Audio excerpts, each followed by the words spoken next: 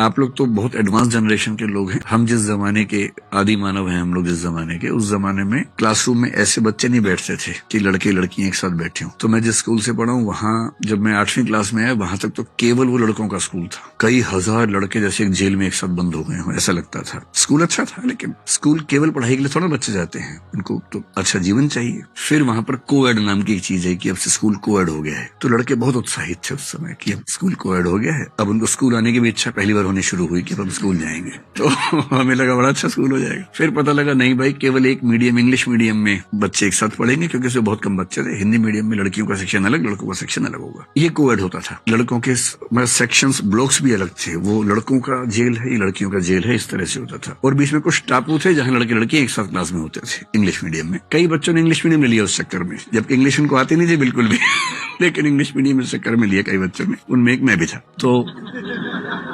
आती नहीं थी इंग्लिश उस जमाने में, लेकिन ठीक है, बहुत सारे दोस्त थे तो हम भी चले गए। फिर पता लगा वहां पर भी जो बैठने का तरीका था, 4 रो थी, उनमें से 3 लड़कों की, 1 लड़कियों की। बीच में हाईवे था बहुत बड़ा। लड़कों वाले में आपस में कम गैप था, लड़की लड़की के बीच में इतना गैप था, तालिबान जैसा भाव आता था वहां पर, कितना गैप। अब सोचिए, पहली बार किसी छोटे शहर, छोटे कस्बे में कोएड स्कूल शुरू होगा तो ऐसे ही होगा, सीधी सी बात है। कैसे होगा? सब लड़के ताक में की बात हो जाए किसी से, सब तो बात नहीं कर पाएंगे। कोई एक आध बात कर लेगा, बात भी क्या कर लेगा, पेन मांग लेगा, कॉपी मांग लेगा, और क्या, यही तो होता है। पेन से ही बात शुरू होती है, पेन और नोट से, और कहाँ से बात शुरू होती है। और जिस दिन किसी लड़के ने पेन मांग लिया, बाकी लड़के उसको बधाई देते थे कि यार क्या बात है, पेन मांग लिया तुमने तो गजब। और पेन मांगने में ही लोग मान लेते थे कि अब शादी होने वाली है इन लोगों की।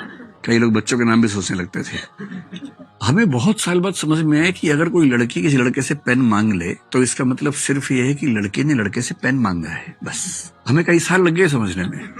पहले हमें लगा सगाई तो पक्की है ही, कम से कम शादी, अफेयर तो है ही पता नहीं क्या क्या। कई साल बाद समझ में आया कि नहीं, सिर्फ पेन मांगा है, और पेन मांगने का मतलब सिर्फ पेन मांगा है। मैं अपनी क्लास में एग्जांपल खूब देके समझाता हूँ बच्चों को, ताकि वो भी थोड़ा ठीक से सोचे समझे। क्योंकि दिमाग कैसे काम करता है कि 3-4, जैसे आप लोग साथ साथ बैठे ना, आपके दिमाग भी खुले होंगे, हमारे तो बहुत बंद थे दिमाग उस समय। तो मान लीजिए किसी लड़की का पेन खत्म हो गया, साथ में एक लड़की बैठी, उसके पास भी पेन नहीं एक्स्ट्रा। पहले उसने उसी से पूछा, पर पेन नहीं है। क्लास चल रही है बहुत जबरदस्त तरीके से, बहुत जरूरी बात चल रही है। अब वो क्या करे बेचारी। तो आसपास 2-3 लड़के बैठे थे, उनमें से किसी एक से उसने कहा कि पेन है क्या। तो वो लड़का तो पेन एक्स्ट्रा ला ही रहा था बहुत दिनों से कि कभी चांस मिले तो मैं पेन दूं। तो खटाक से पेन दिया उसने। बच्चे तो अपना पेन भी दे देते हैं कि हाँ है ना, लो तुम ये लो। हम तो वैसे ही आगे थे क्लास में। अब उन बच्चों में क्लास के बाद बात चल रही कि इसी से क्यों मांगा, क्योंकि वहां तो 3 लोग बैठे हुए थे। इसी से मांगा यानी कुछ खास बात है। और पूरा शास्त्रार्थ चल रहा है, क्योंकि इसके पास एक कार है और बाकी दोनों बेकार हैं। फिर और चल रहा है, नहीं ये दिखने में अच्छा लगता है, नहीं ये, नहीं वो, नहीं वो। फिर अंत में किसी ने उससे पूछ लिया। इन लड़कों में से एक की बहन क्लासमेट थी, उस बहन को बीच में लाया गया कि तुम पूछ के बताओ क्या बात है। उसने पूछा कि तुमने यार पेन इसी से क्यों मांगा, 3 लोग बैठे थे। वो पता क्या बोलते हैं, किससे,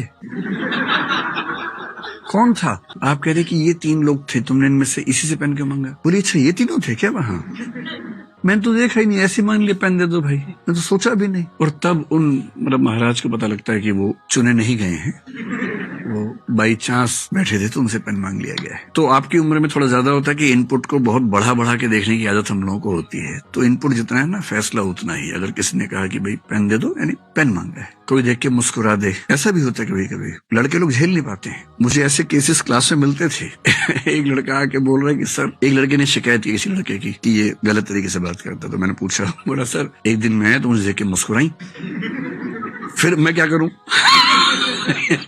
अजीब हाल है भाई। कोई अगर आपको देख के मुस्कुरा दे, ह्यूमन मुस्कुराहट भी तो होती है। विकसित देशों में तो बड़ी दिक्कत है। मैं जब पहली बार भारत से बाहर गया, यूरोप के एक देश में गया, मैं तो भारत का देहाती आदमी था एकदम। देहाती मतलब दिल्ली में था, लेकिन दिमाग देहाती था ना। गया तो वहां सड़क पर सुबह सैर कर रहा, सामने से एक महिला ही मुस्कुराने लगी देख के। मैं तो एकदम भारतीय आदमी, मैंने पीछे देखा कौन है, कोई तो आ रहा होगा भाई, कोई भी नहीं आ रहा था। मुझे लगा भूत प्रेत तो नहीं होता कि मुझे नजर नहीं आ रहा, इनको नजर आ रहा कोई। तो मैंने बहुत ही अजीब तरीके से व्यवहार किया, मैं वहां से निकल लिया भाग के, कुछ गड़बड़ है यहाँ पर, भूत प्रेत का साया टाइप कुछ लगा मुझे। बाद में देखा कि वहाँ हर आदमी ऐसे कर रहा है, कोई पुरुष हो, कोई स्त्री हो, सड़क पे अकेला हो, कोई हो, आपस में एक दूसरे को मुस्कुरा के नमस्ते कहने की आदत ही है उन लोगों को। हर व्यक्ति को नमस्ते करता है मुस्कुरा के, उसमें कोई नियम कायदा अलग से है नहीं। तो 3-4 दिन के बाद फिर हम भी करने लगे, जो मेरे नमस्ते कर दें उसको। अच्छा, वो बड़े प्यार से नमस्ते भी बोलते हैं कई बार, वो टूरिज्म जहाँ पर चलता है। अब वैसा मिजाज लेके भारत वापस आ गए तो दिक्कत है। आप सड़क पे निकले, आपने मुस्कुरा दिया, पता लगा फिर FIR हो गई सीधे उसके बाद, तो है ना। तो कहने का भाव ये है कि जो इनपुट है उस इनपुट से जितना फैसला निकले उतना ही फैसला निकालिए, उससे ज्यादा फैसला मत निकालिए। इसको बोलते हैं प्रोपोर्शनैलिटी। हम में से अधिकांश लोग बहुत बढ़ा के फैसला निकालते हैं। किसी ने सिर्फ इतना आपसे कहा कि यार अच्छा नहीं लगा तुमने आज ये काम किया, और आपने क्या क्या फैसले, सुसाइड और पता नहीं क्या क्या सोच लिया दिमाग के अंदर, उतना ही। किसी मूड में किसी ने कुछ कह दिया, टेम्परामेंट में, इमोशंस में कह दिया, तो उसकी वैल्यू उतनी ही रखी। बहुत बढ़ाइए मत उस चीज को, उतना ही जितना उसका महत्व होना चाहिए, उससे ज्यादा नहीं होना चाहिए।